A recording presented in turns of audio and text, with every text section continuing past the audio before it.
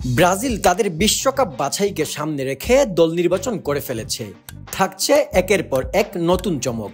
পাশাপাশি পিছিয়ে নেই আর্জেন্টিনা। মেসিকে ছাড়াই দল ঘোষণা করেছে স্কালোনি। আসুন দেখে নেই কাদের দল কেমন হলো। সামনেই ব্রাজিলের প্রস্তুতি ম্যাচ, আর সে ম্যাচকে সামনে রেখে ইতিমধ্যেই কাজে লেগে গেছেন ব্রাজিল কোচ ডোরিভাল। এদিক সেদিক ছুটোছুটি করে তিনি ঠিক করে ফেলেছেন ব্রাজিলের টিম। ব্রাজিলের ফুটবল ফেডারেশন সম্প্রতি একটি চিঠি পাঠিয়েছে, যেখানে তারা উল্লেখ করেছে যে কোন খেলোয়াড়রা জাতীয় দলের পরবর্তী কোলাপের জন্য প্রাথমিকভাবে নির্বাচিত হয়েছেন। এই নির্বাচিত খেলোয়াড়দের মধ্য থেকে শেষ পর্যন্ত যাদেরকে চূড়ান্ত তালিকায় অন্তর্ভুক্ত করা হবে, তারা আগামী 6 এবং 10 সেপ্টেম্বর অনুষ্ঠিতব্য বিশ্বকাপ বাছাই পর্বের ম্যাচগুলোতে অংশ নেবেন।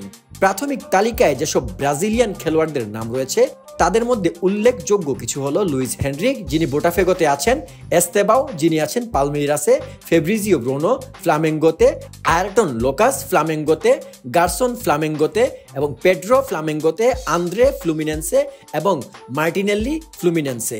এদের মধ্যে অনেকেই আছেন ডিফেন্ডার, অনেকেই আবার মিডফিল্ডার এবং অনেকেই আবার তরুণ প্রতিভাবান রাইট উইং হিসাবে পরিচিত। এর মধ্যে এস্তেভাওয়ের কথা আলাদা করেই বলতে হয় এবং ইতিমধ্যেই সামাজিক যোগাযোগ মাধ্যমে তিনি বেশ পরিচিতি লাভ করেছেন। এখন সিবিএফকে আগামী শুক্রবারের মধ্যে চূড়ান্ত করতে হবে কোন কোন ক্রীড়াবিদদের জাতীয় দলে ডাকা হবে। এই চূড়ান্ত তালিকাটি তৈরি করার পর তাদেরকে যথাসময়ে ক্লাবগুলোকে জানিয়ে দেওয়া হবে, যাতে তারা প্রস্তুতি নিতে পারে এবং খেলোয়াড়দের জাতীয় দলে যোগ দিতে পাঠাতে পারে।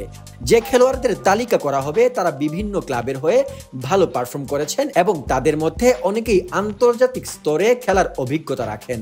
উদাহরণস্বরূপ ফ্লামেঙ্গোর পেড্রো একজন দক্ষ গোলদাতা এবং ফেব্রিজিও ব্রুনো একজন অভিজ্ঞ ডিফেন্ডার, যারা দলের জন্য প্রতিপক্ষের আক্রমণ প্রতিহত করতে এবং গুরুত্বপূর্ণ ভূমিকা পালন করতে পারেন। তবে ইকুয়েডর এবং প্যারাগুয়ে শক্তিশালী এবং অভিজ্ঞ দল, যারা নিজেদের মাঠে খেলার সুবিধা নিতে পারে।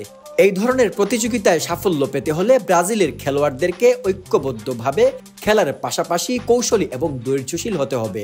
সঠিক কৌশল এবং মনোবল নিয়ে খেললে এই খেলোয়াড়রা ইকুয়েডর এবং প্যারাগুয়ের বিরুদ্ধে ভালো পারফর্ম করতে সক্ষম হবে। তবে এখানে কেবল ব্রাজিল লিগে খেলা খেলোয়াড়দের নাম বলা আছে।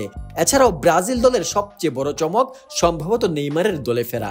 দীর্ঘ ইনজুরি কাটিয়ে দলে ফিরছেন নেইমার, আর এটাই আশা জাগাচ্ছে ব্রাজিল জাতীয় দলকে। এদিকে অবসর নেয় কোপা আমেরিকায় খেলা আর্জেন্টিনার সর্বশেষ স্কোয়াড থেকে অবধারিতভাবেই নেই গোলরক্ষক ফ্রাঙ্কো আরমানি ও উইঙ্গার আনহেল দি মারিয়া। চোটে থাকায় ডাক পাননি মিডফিল্ডার এজিকেল পালাসিওস। সুযোগ মেলেনি ডিফেন্ডার মার্কাস আকুনা ও লুকাস মার্তিনেজ কুয়ার্তার।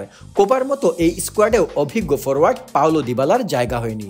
আসুন দেখে নেই এই আর্জেন্টিনার জাতীয় দলের পুরো স্কোয়াড। গোলরক্ষক Emiliano Martinez, Juan Musso, Geronimo Rulli ও Walter Benitez. Defender Gonzalo Montiel, Cristian Romero, Nahuel Molina, German Pezzella, Leonardo Balerdi, Nicolas Otamendi, Lisandro Martinez, Nicolas Tagliafico এবং Valentin Barco. Midfielder Leandro Paredes, Guido Rodriguez, Alexis Mac Allister, Enzo Fernandez, Giovani Lo Celso, Rodrigo De Paul, Ezequiel Fernandez ও Nicolas Gonzalez.